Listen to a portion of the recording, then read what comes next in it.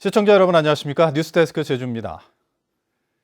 코로나19 확진자 발생이 한동안 없었던 제주에서 해외 입국자가 늘어나면서 확진 환자 발생이 잇따르고 있습니다.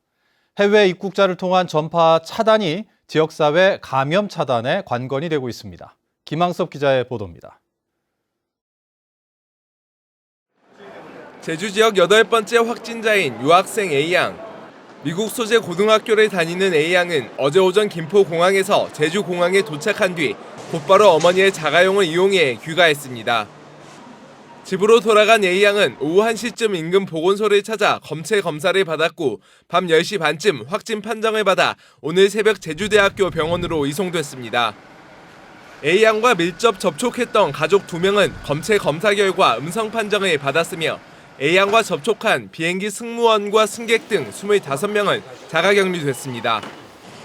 하지만 제주도의 격리 조치를 무시하고 제주를 빠져나가려고 한 여행객 2명은 제주공항에서 공항경찰대에 붙잡혀 강제 격리 조치됐습니다. 지역사회에 불필요한 접촉을 하지 않음으로 인하여 격리자를 최소화할 수 있었던 거죠. 정부의 수칙만 잘 지켜주신다면 우리 지역사회의 전파 감염을 막을 수 있을 겁니다. 제주 지역 7번째 확진자인 유럽 유학생 역시 방역 수칙을 준수해 지역 내 감염 우려는 크지 않습니다. 하지만 제주를 여행한 뒤 코로나19 확진 판정을 받은 강남에 사는 미국 유학생 모녀의 접촉자 파악은 여전히 힘든 상황입니다. 제주도는 입도 절차를 특별 입국 절차 수준으로 강화하고 공항 건물 밖에 워킹스루 진료소를 설치할 방침입니다. 제주 공항 주차장에 워킹스루를 설치해가지고 다음 주 월요일부터 해외에서 입국하신 모든 분들에 대해 가지고 검사를 확행하겠습니다. 지금까지 제주에서 코로나19 2차 전파 사례가 나타나지 않은 가운데 해외 입국자에 대한 철저한 방역 대책이 지역사회 전파 차단의 관건이 되고 있습니다. MBC 뉴스 김항섭입니다. 제주 여행 후 코로나19 확진 판정을 받은 강남구의 미국 유학생 모녀를 선의의 피해자라고 표현한 서울 강남구청장 발언이 논란이 되고 있습니다. 정순균 강남구청장은 어제 강남구청에서 열린 기자회견에서 미국 유학생 모녀는 여행 출발 당시 질병관리본부로부터 지정된 자가격리 대상자도 아니었고 특별한 증상이 없었다며 코로나19 발생에 따른 선의의 피해자라고 말했습니다. 강남구청 SNS에는 정 구청장의 발언을 비판하는 댓글이 700건 이상 달렸으며 정 구청장의 파면을 요구하는 청와대 청원까지 올라왔습니다. 코로나19의 여파로 문화체육시설 4곳 가운데 한 곳이 휴업이나 폐업한 것으로 나타났습니다. 제주시가 사회적 거리두기 실천을 위해 다중이용시설을 점검한 결과 헬스장과 당구장, 극장, PC방 등 문화체육시설 1,154곳 가운데 25.8%인 298곳이 휴폐업 상태라고 밝혔습니다.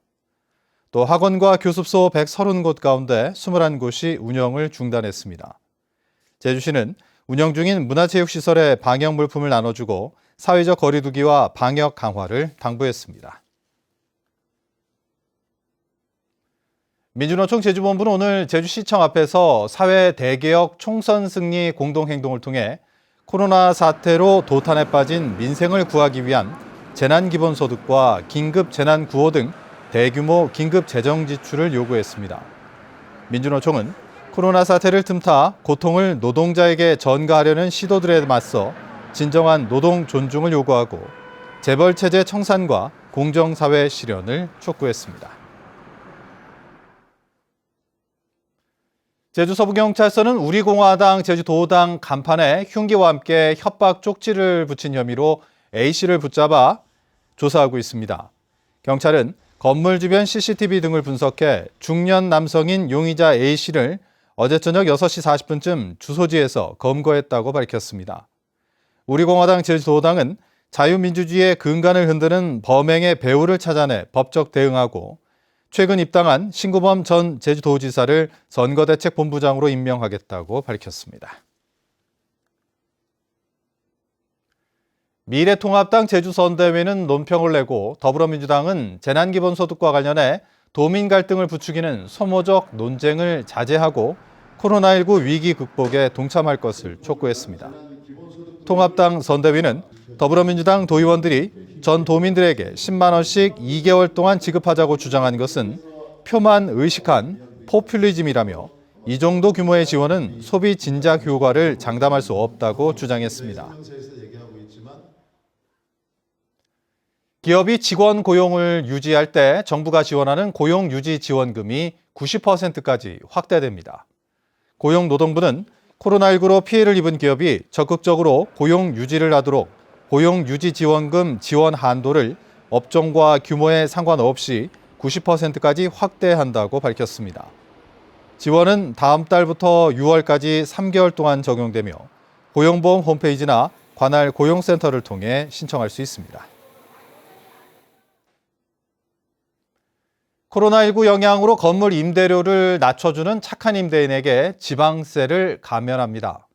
제주도는 소상공인의 임대료를 인하하는 건물주의 재산세와 지역자원 시설세를 임대료를 인하한 비율만큼 최대 50%까지 감면해 주기로 하는 내용의 조례 개정안을 입법 예고하고 다음 달 16일까지 도민 의견을 받고 있습니다.